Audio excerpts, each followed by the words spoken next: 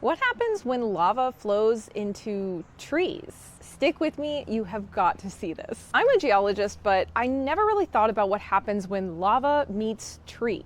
At least not until my trip to Craters of the Moon with the famous Sean Wilsey. Craters of the Moon National Monument in Idaho has a whole field of these vertical lava tubes, which they call tree tubes. This lava flow is only about 2,000 years old, so geologically yesterday, and each one of these vertical tubes was a tree. Yeah, so we've got these weird, strange landforms here on this sort of cindery landscape just sticking out of the ground.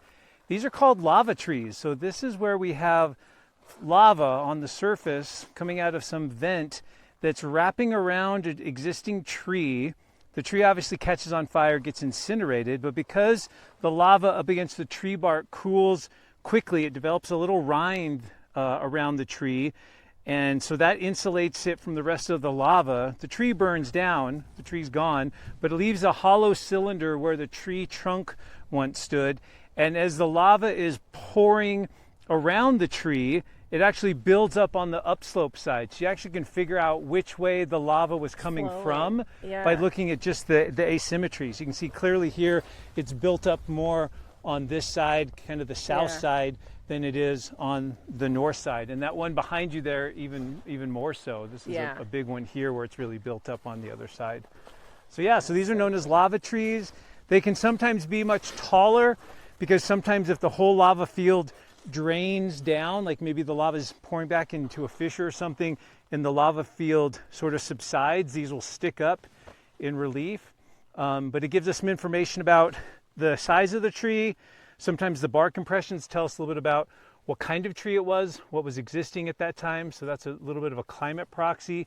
And then finally, the importance of these is these very young lava fields, we sometimes find residue of the tree, charcoal, and that of course can be dated with radiocarbon dating. Gosh. So our ages for these young lava flows at craters come from the carbon or charcoal remains from some of these trees that died in the eruptions. Oh, wow. Is that just because the basalt is too young to date, like with other isotopes? Or? Right. So the lavas are very young, and the typical isotopes we would use to date rocks are much too old. Like not enough time has gone by since these lava flows formed.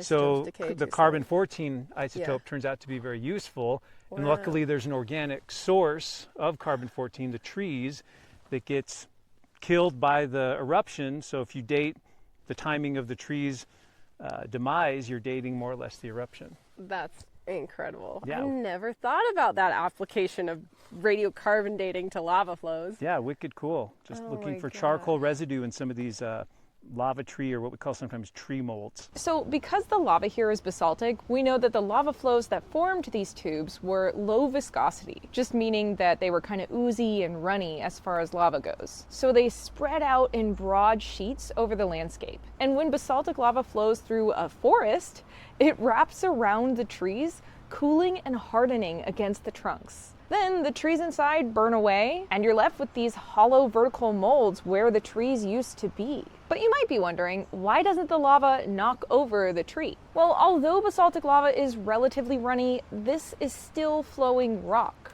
And these lava flows are slow moving and shallow. So if a tree is sturdy and the flow isn't turbulent, it can remain standing long enough for the lava to harden around it. You can see a lot of these are slanted though, so the flow may have started to knock some of the trees over as it came through the area, which is really cool because if enough trees are slanted in the same direction, it may even help us to reconstruct the direction of the lava flow. Although we can often just look at the lava textures for that. But these trees can provide other really useful information about past ecosystems. For example, because these tree tubes are here, we know that this area had trees during the eruption. We can get an idea of forest density. We can learn the approximate tree trunk size and thus sometimes even forest type or regional climate, especially if the bark textures are preserved. So where else can we find these incredibly cool lava tree tubes? Pretty much any relatively young basaltic volcanic environment in a region that has forests